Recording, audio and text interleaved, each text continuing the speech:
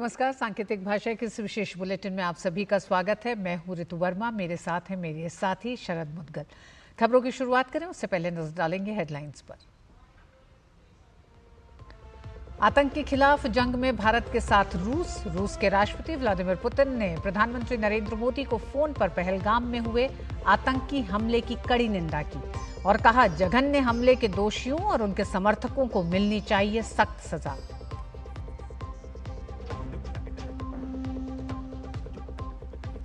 भारत दौरे पर आए जापान के रक्षा मंत्री ने भी पहलगाम आतंकवादी हमले की निंदा की। राजनाथ सिंह ने भारत के साथ एकजुटता दिखाने के लिए जापान को दिया धन्यवाद।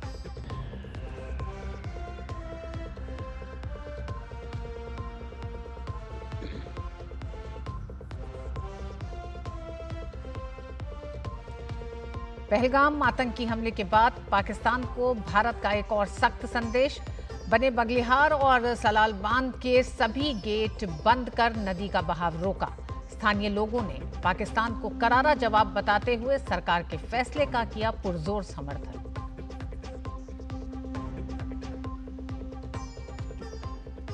जम्मू कश्मीर के पुंछ में आतंकी ठिकाने का भांडाफोड़। सुरक्षा बलों को 5 आईईडी के अलावा विस्फोटक सामग्री बरामद।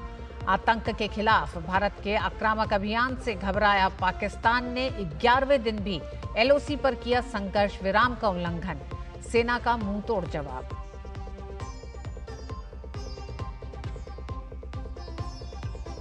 और समय रैना सहित 4 कॉमेडियनों को सुप्रीम कोर्ट का नोटिस। दिव्यांगजनों पर की गई आपत्तिजनक टिप्पणियों को लेकर सुप्रीम कोर्ट ने मुंबई पुलिस कमिश्नर को दिया निर्देश। कहा, सभी को अदालत में किया जाए पेश।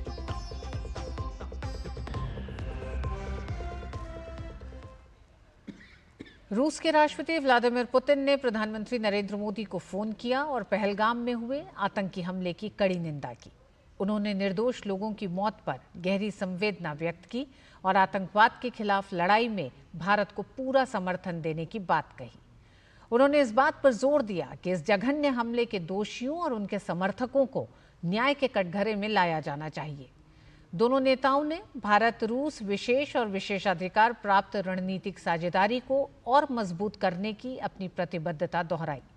प्रधानमंत्री ने राष्ट्रपति पुतिन को विजय दिवस की 80वीं वर्षगांठ के अवसर पर शुभकामनाएं दी और उन्हें इस साल के अंत में भारत में आयोजित होने वाले वार्षिक शिखर सम्मेलन के लिए आमंत्रित किया। भारत पहलगाम हमले के बाद पाकिस्तान की कमर तोड़ने में कोई कोर कसर नहीं छोड़ रहा है। भारत ने सिंधु जल समझौता स्थगित करने के बाद चिनाब नदी का पानी रोक दिया है। सरकार ने बगलिहार और जम्मू के रियासी में बने सलाल बांध के दरवाजे भी बंद कर दिए हैं। ऐसे में भारत ने 2 दिन में 2 बांध बंद कर चिनाब का पानी पाकिस्तान जाने से रोक दिया है। इससे पहले सरकार ने सिंधु नदी का पानी रोक दिया था। खबरों के मुताबिक सरकार की ओर से झेलम नदी में किशगंगा बांध को भी बंद करने के लिए प्लानिंग की जा रही है। अब बांध बंद होने के बाद यहां से आने जाने वाली नदी पूरी तरह से सूख गई है, जिसका वीडियो भी सामने आया है। वीडियो भी देखा जा सकता है कि चिनाब नदी का जल स्तर काफी गिर गया है। स्थानीय लोगों ने सरकार के इस कदम का स्वागत किया है। रियासी में रहने वाले स्थानीय नागरिक दिनेश ने कहा कि हम खुश हैं कि सरकार ने पाकिस्तान की ओर पानी का बहाव रोक दिया है। पाकिस्तान को पहलगाम में हमारे पर्यटकों की हत्या का करारा जवाब देना चाहिए। सरकार के हर निर्णय से हम सहमत हैं। ये बहुत बड़ी उपलब्धि है। जैसे पाकिस्तान ने हिंदुस्तान को तंग करके रखा हुआ है, ये करना बिल्कुल बहुत ही सही है। ये स्टेप सरकार का बहुत अच्छा है। अब देखिए, एकदम जंग करना भी कोई वो बनता नहीं है, मगर फिर भी जो ये हिंदुस्तान सरकार उनको बहुत सारे तरीकों से जवाब दे रही है। बहुत अच्छी बात है और ऐसा करना भी जायज है। हमें खुशी है कि सरकार ने पाकिस्तान का पानी बंद करा है। हम चाहते हैं कि पाकिस्तान को मुंह तोड़ जवाब मिलना चाहिए।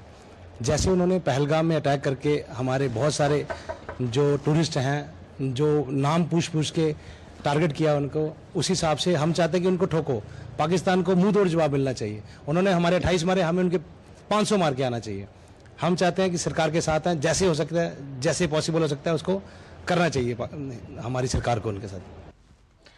भारत ने चिनाब नदी पर बगलिहार बांध से पाकिस्तान को जाने वाले पानी के प्रवाह को रोक दिया है। बगलिहार और सलाल बांधों के गेट बंद होने के बाद अखनूर में चिनाब नदी के जल स्तर में उल्लेखनीय गिरावट देखने को मिली है। नदी में पानी का प्रवाह बेहद कम हो गया।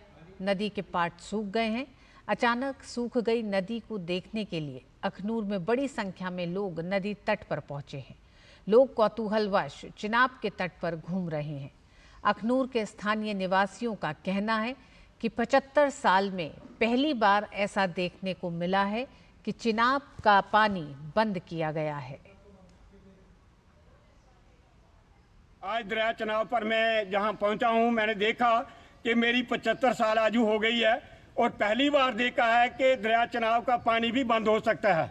जैसे मोदी जी ने जो फैसला किया है, उस फैसले का मैं बहुत उनका धन्यवाद करता हूं और हैरान हूं कि इतना तेज बहाव दरिया चिनाब के अंदर होता था, लेकिन आज जो पूरा पानी बंद हो गया है, 1.5 या 2 फुट पानी है। मुझे उम्मीद है कि हो सकता है 2 घंटे के बाद ये भी पानी जो है बंद हो जाए। मैं आज दरिया चिनाब के किनारे आया था और मैंने यहाँ देखा कि ये जो पानी है जो कि कम से कम 25-30 फुट बहता था और बड़ी फ्लो के साथ बैठता था, आज जो है इसमें 1.5 से 2 फुट पानी बचा हुआ है। ये हमारे मोदी जी के कारण है, जो ये इन्होंने पहलगाम में उग्रवादियों ने हमारी जो निर्दोष लोगों की जान ली है, उसके संदर्भ में जो मोदी जी ने सिंधु वाटर समझौते को जो है रद्द किया, उससे हमें बहुत खुशी है। ये आने वाले समय में ये बूंद बूंद को तरसेगा पाकिस्तान, और हम ये चाहते हैं कि ये एक बूंद भी पानी जो है पाकिस्तान को ना दी जाए, ये किसी और जगह यूज किया जाए। पुंछ जिले के सूरनकोट क्षेत्र में सुरक्षा बलों ने आतंकवादियों की एक बड़ी साजिश को नाकाम कर दिया है।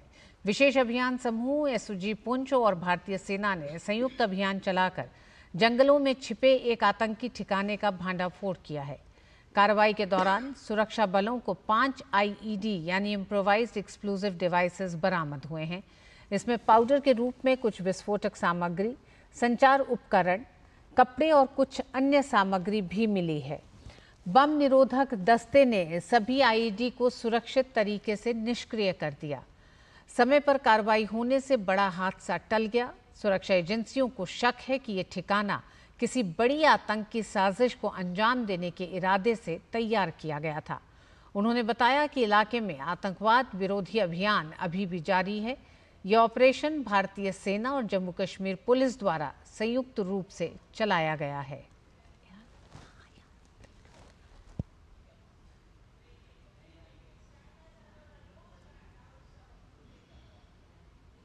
और बुलेटिन में वक्त एक छोटे से ब्रेक का।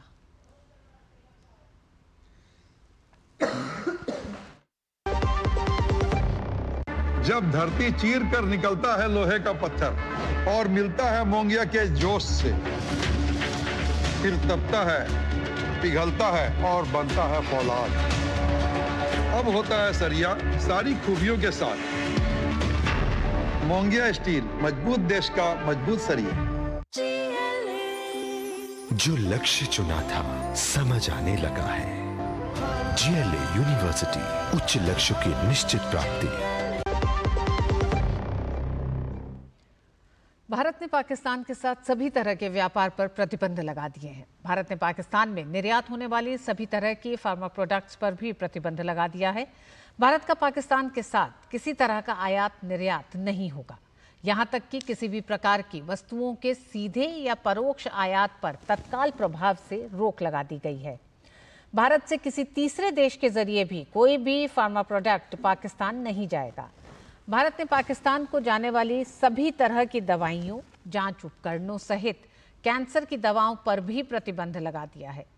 Federation of Indian export organisation के डीजी और सीईओ डॉक्टर अजय सहाय ने कहा कि इससे भारत पर किसी तरह का कोई फर्क नहीं पड़ेगा। हम पाकिस्तान के साथ कोई भी ट्रेड नहीं करना चाहते, तो इंडिया से कोई भी एक्सपोर्ट पाकिस्तान का नहीं होगा। इवन ट्रांजिट गुड पाकिस्तान को नहीं जाएंगे और थर्ड कंट्री के गुड्स भी पाकिस्तान को नहीं जाएंगे। रफली हम अगर आप देखिए अप्रैल से जनवरी 2025 के बीच में हमारा करीब लिटिल ओवर $100 मिलियन का फार्मा को एक्सपोर्ट्स हुआ था, तो अब एक्सपोर्ट पूरी तरह से बंद हो जाएगा। और ये पाकिस्तान के लिए एक चिंता का विषय होगा, बिकॉज इंडियन जो फार्मा है बहुत ज़्यादा कॉम्पिटिटिव है। अगर वही फार्मा प्रोडक्ट अगर उनको यूरोप से लेने पड़ेंगे तो उनकी जो कॉस्ट है 400% से करीब 1000% ज़्यादा पड़ेगी। तो ये बहुत बड़ा एक पाकिस्तान के लिए झटका होगा। और इंडियन फार्मा के लिए कोई फ़र्क नहीं पड़ता, हमारा $24 बिलियन फार्मा का एक्सपोर्ट है। अगर एक मार्केट में हमें $100 मिलियन नहीं मिलता है तो हम दूसरी मार्केट देखेंगे। हमारे यहाँ डोमेस्टिक मार्केट इतना ज़्यादा चल रहा है, तो फार्मा इंडस्ट्री को किसी तरह की चिंता की बात की कोई नहीं है। जनरली जो ह्यूमैनिटेरियन ग्राउंड पे हम फार्मा अलाउ करते थे वो भी हमने बंद कर दिया, बिकॉज पाकिस्तान का एक्ट ही ऐसा है कि इसमें ह्यूमैनिटेरियन का कोई भी चीज़ नहीं नज़र आ रही है। और इस खबर पर और बात करने के लिए नितेंद्र सिंह हमारे साथ जुड़ गए हैं, हमारे साथी संवाददाता। नितेंद्र, बहुत साफ हमने देखा federation of Indian export organisation के डीजी ने कहा कि भारत पे असर नहीं है, लेकिन बड़ा सवाल है कि पाकिस्तान को अब फार्मा प्रोडक्ट्स का भी आयात निर्यात दोनों बंद होने से किस तरह का असर और किस तरह की खलबली पाकिस्तान में देखी जाएगी?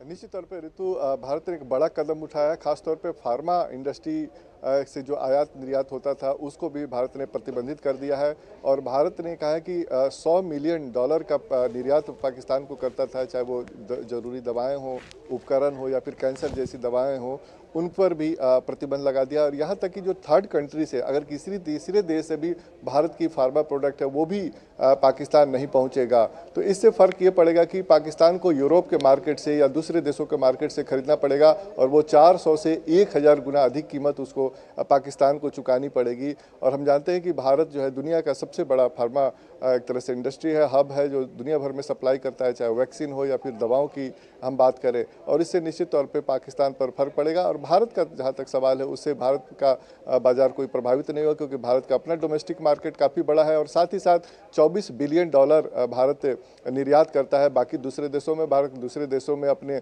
$100 मिलियन की अगर कोई दिक्कत भी आती है तो दूसरे मार्केट में वो रास्ता निकाल लेगा। तो निश्चित तौर पे एक बड़ा करारा प्रहार है भारत पाकिस्तान को लेकर के। हमले के बाद नितेंद्र लगातार एक के बाद भारत जो कदम उठा रहा है उसमें फार्मा प्रोडक्ट्स को लेकर भी अब बैन एक बड़ा कदम है, लेकिन आम जन को किस तरह की दवाइयों की कमी पाकिस्तान में होगी जो भारत से जाती थी?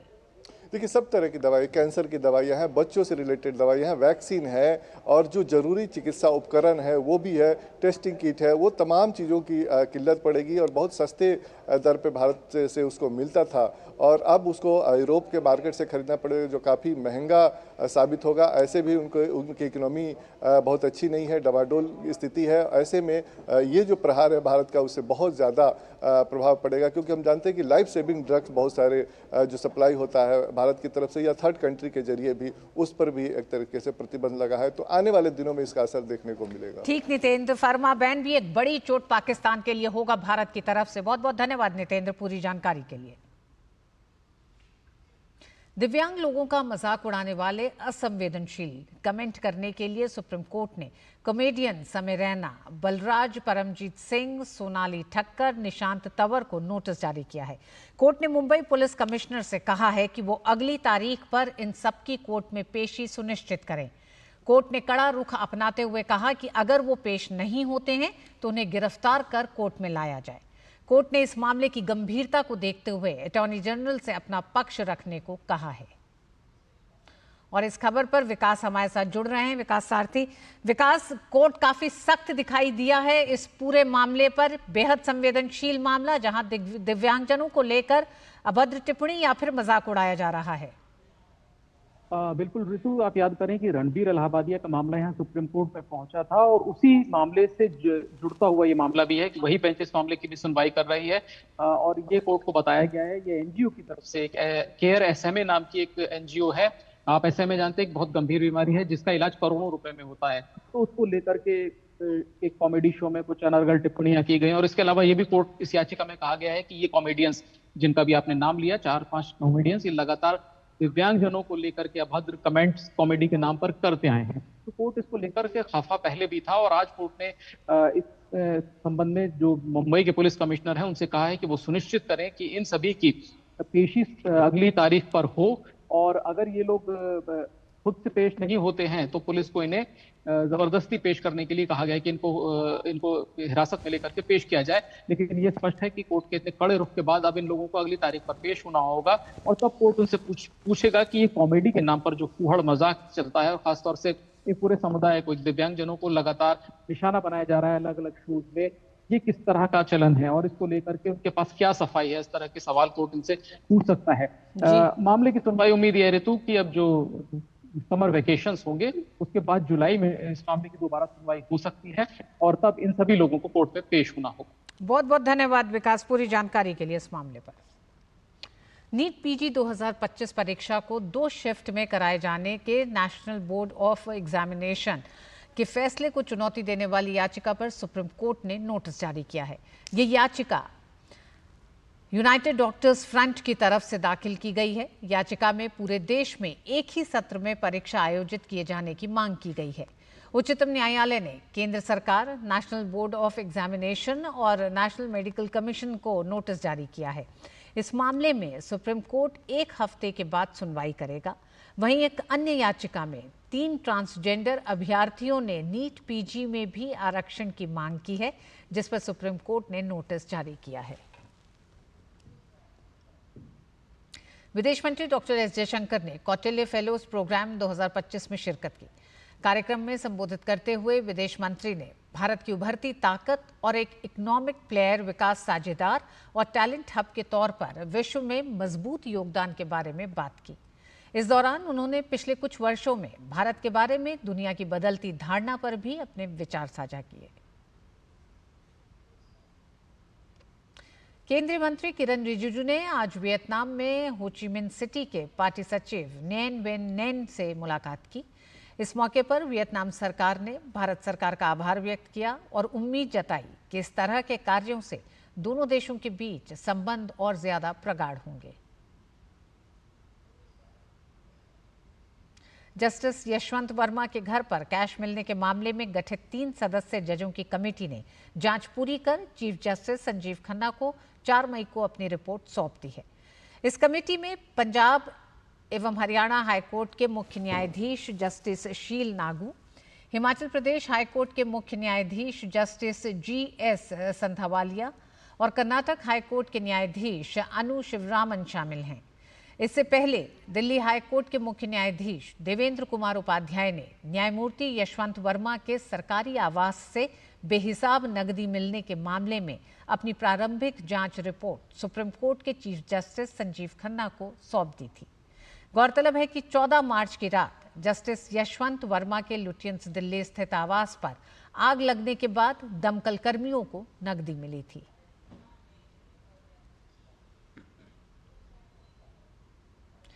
केरल की पद्मश्री पुरस्कार विजेता 59 वर्षीय केवी राबिया का निधन हो गया। पिछले कुछ दिनों से उनका इलाज चल रहा था। केवी राबिया ने पोलियो, कैंसर और रीढ़ की हड्डी की चोट जैसी गंभीर शारीरिक चुनौतियों के बावजूद समाज सेवा के क्षेत्र में अपनी पहचान बनाई थी। राबिया का निधन समाज सेवा क्षेत्र के लिए बहुत बड़ी क्षति है।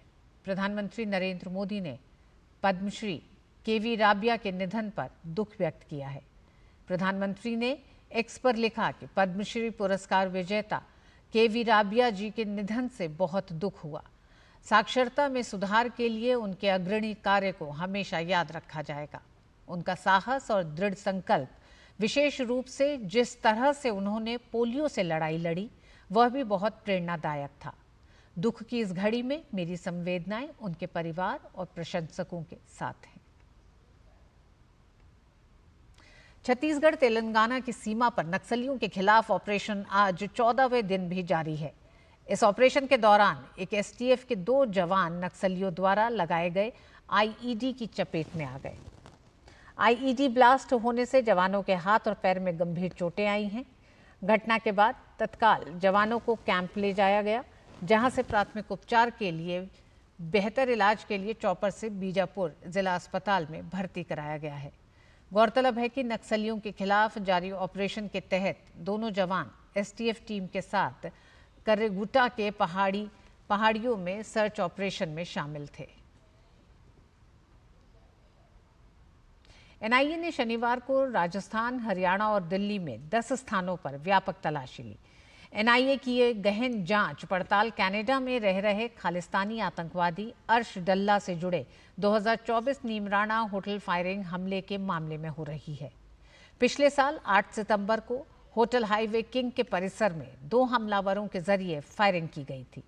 इस हमले का उद्देश्य लोगों को आतंकित करना और धमकाना था। बाद में हमलावरों की पहचान बाम्बिया गिरोह के सदस्यों के रूप में हुई, जिनका संबंध डल्ला के आतंकवादी गैंगस्टर नेटवर्क से था। उन्होंने प्रतिबंधित हथियारों का इस्तेमाल किया था और होटल के मालिक और मैनेजर को जबरन वसूली के लिए धमकाया था। मैनेजर को पहले भी अंतर्राष्ट्रीय नंबरों से कई धमकी भरे कॉल आ चुके थे। एनआईए ने दिसंबर में मामले में अपनी जांच शुरू की थी। एनआईए ने हिंसक आपराधिक गतिविधियों को बढ़ावा देने में लगे आरोपियों और संदिग्धों के परिसरों में की गई तलाशी के दौरान कई इलेक्ट्रॉनिक उपकरण और अन्य आपत्तिजनक सामग्री जब्त की। एनआईए की जांच के अनुसार ये आरोपी और संदिग्ध खालिस्तानी आतंकवादी अर्श डल्ला और उसके सहयोगी दिनेश गांधी के इशारे पर जबरन वसूली और हिंसा और आतंक के कृत्यों को अंजाम देने में शामिल थे। एनआईए की जांच में पता चला है कि डल्ला के सहयोगी प्रतिबंधित खालिस्तानी आतंकवादी संगठनों के लिए धन जुटाने के लिए इस तरह के आतंक और हिंसक कृत्यों के माध्यम से जबरन वसूली का सहारा ले रहे हैं। इन गैंगस्टरों और उनके सहयोगियों द्वारा व्यापारियों और अन्य लोगों की पहचान की जाती थी और उन्हें धमकाकर बड़ी रकम का भुगतान करने के लिए मजबूर किया जाता था। रेल मंत्री अश्विनी वैष्णव ने सोमवार को जोधपुर रेलवे स्टेशन के पुनर्निर्माण कार्य का निरीक्षण किया। उन्होंने इस मौके पर कहा कि जोधपुर रेलवे स्टेशन एक ऐतिहासिक रेलवे स्टेशन है, जिसके विश्व स्तरीय पुनर्निर्माण का कार्य पीएम मोदी के नेतृत्व में किया जा रहा है। रेल मंत्री ने कहा कि इस रेलवे स्टेशन पर भीड़ और ट्रैफिक 2 बड़े मुद्दे थे, जिस पर कार्य किया जा रहा है।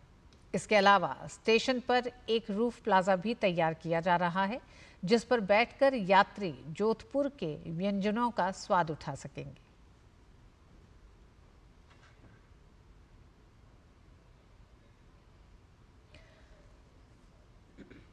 जोधपुर का रेलवे स्टेशन एक ऐतिहासिक रेलवे स्टेशन है।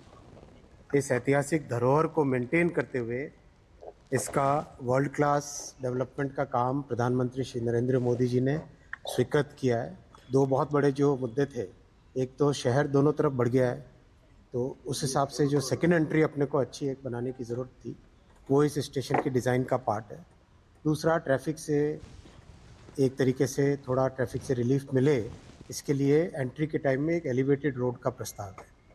बहुत सारी पार्किंग की स्पेस बन रही है और एक बहुत अच्छा जो कॉन्कोर्स बनेगा, रूफ प्लाजा बनेगा, जिस पे अपने पैसेंजर्स आराम से बैठ सके, भोजन कर सके और यहाँ के जो लोकल अपने प्रोडक्ट्स हैं वो सब चीज़ें यहाँ पे सेवन कर सके। भाजपा सांसद और राष्ट्रीय प्रवक्ता सुधांशु त्रिवेदी ने आज कांग्रेस और कांग्रेस नेताओं के देश विरोधी बयानों पर जमकर लताड़ लगाई। उन्होंने कहा कि उनके नेता एक तरफ मुखौटा लगाकर कहते हैं कि वो भारत सरकार के साथ हैं, लेकिन एक के बाद एक उस तरह के बयान देते हैं जिससे सेना का मनोबल गिरता है। एक तरफ कांग्रेस और इंडी गठबंधन के नेता ये मुखौटा लगाकर कहते हैं कि वो सरकार के साथ हैं और फिर उनके नेता बयानों की श्रृंखला एक के बाद एक वो देते रहते हैं जो भारत के विरुद्ध और भारत की सेना को मनोबल को गिराने वाली हो। ये कुछ वैसा ही है जैसे पाकिस्तान यहां पर गतिविधियां करता है और ऑफिशियली ये स्टैंड रखता है कि उसका उनसे कोई लेना देना नहीं है, वो तो शांति चाहता है। ठीक उसी प्रकार कांग्रेस और इंडी गठबंधन का ऑफिशियल स्टैंड रहता है कि हम सरकार के साथ हैं और उनके नेता निरंतर ऐसे बयान देते रहते हैं। भाजपा ने कांग्रेस पर आरोप लगाया कि इनकी सरकार ने आतंकवादी घटनाओं पर लगाम लगाने की दिशा में कभी कोई काम नहीं किया। कांग्रेस के समय में कांग्रेस के प्रधानमंत्री मनमोहन सरकार ने कहा था कि पाकिस्तान आतंकवाद से पीड़ित देश है और ये लोग आज सशक्त सरकार जो आतंकवाद और आतंकवादियों को कड़ा जवाब देती है उस पर सवाल उठाते हैं। जनता के सामने कांग्रेस का देश विरोधी चेहरा सामने आ गया है। ये वो पार्टी है जब खुद सत्ता में थी तो आतंकवादी घटनाओं के बाद भी एक भी वर्ष ऐसा नहीं था जब मनमोहन सिंह सरकार ने पाकिस्तान से द्विपक्षीय शांति वार्ता स्थगित की हो। और 11 वर्षों में मोदी जी की सरकार में एक भी वर्ष ऐसा नहीं है जब पाकिस्तान से औपचारिक द्विपक्षीय वार्ता की हो। यह अपने आप में प्रमाण है कि हमारी सोच और उनकी सोच में क्या अंतर है। केंद्रीय मंत्री भूपेंद्र यादव ने वक्फ संशोधन बिल को लेकर प्रेस कॉन्फ्रेंस में कहा कि सरकार सकारात्मक मंशा से वक्फ संशोधन कानून लेकर आई है। वक्फ अमेंडमेंट एक्ट जो है, इससे पहले जो संपत्ति के प्रबंधन में आर्बिट्रेरी पावर्स थी उसको एक लेजिस्लेशन के माध्यम से कॉम्प्रिहेंसिव तरीके से इसके अंतर्गत लाया गया है और इसलिए ये वक्फ के मैनेजमेंट को मॉडर्न गवर्नेंस के स्टैंडर्ड के साथ जोड़ने का माध्यम है और सरकार की जो एक प्रगतिशील सरकार के नाते लगातार लोगों की संवैधानिक मान्यताओं के लिए, जेंडर जस्टिस के लिए, इक्वल सोसाइटी के लिए और जिस ऑब्जेक्ट के लिए जिन संपत्तियों की परिकल्पना की गई है उन उद्देश्यों को पूरा करने के लिए सरकार एक सकारात्मक मंशा से इसको लेकर के आई है। दिल्ली सरकार में मंत्री प्रवेश वर्मा ने एनडीएमसी नियंत्रण कक्ष का दौरा कर कार्यों की समीक्षा की। उन्होंने कहा कि मॉनसून में जनता को जल भराव की स्थिति से राहत मिले, इसके मद्देनजर दिल्ली में एकीकृत कमांड सेंटर और एक हेल्पलाइन नंबर जारी किया जाएगा। हमने 4 दिन पहले की बारिश देखी, उसमें देखा कि हर डिपार्टमेंट के पास में अपने कंप्लेंट सेंटर जो है वहाँ पर कॉल्स जाते हैं। सभी का इंटीग्रेटेड एक ही सिस्टम बने।